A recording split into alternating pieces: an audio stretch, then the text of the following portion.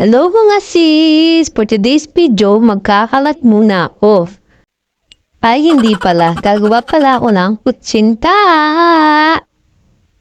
Ito. Pagsasama-samahin ko din mo sangkap. Napaka-easy recipe ng kutsinta.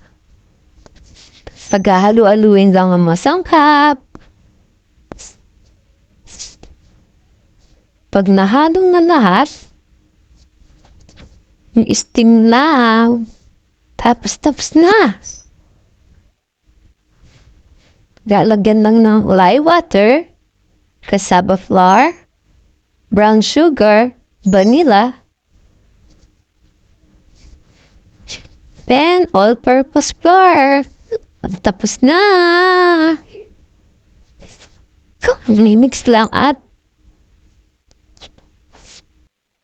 sasalain muna para hindi buo-buo. Tapos, ikalagay na natin sa lalagyan para ma-steam. Ito talaga yung favorite kong niluluto kasi walang kahirap-hirap. Basta pagsasamahin lang, sangkap at tapos na at ilalagay na lang sa steamer. Yung cake kasi pagod, hindi siya napapalpak pa. Kung nagkamali ka, hindi siya mag-aalsa. Magpa-flat yun. Kaya hindi. Kung kutsinta, hindi siya. Kasi hindi siya masilan. Kahit matuluan siya ng tubig, okay lang siya. Isasalang lang natin siya ng 20 minutes. Marami tayong gagawin dahil may order tayo. Dahil birthday ng aking bayaw, nagpaluto ang aking hipag ng kutsinta. Ayan, luto na.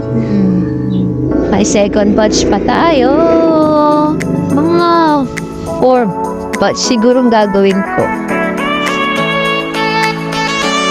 And this is it. Luto na. Thank you for watching.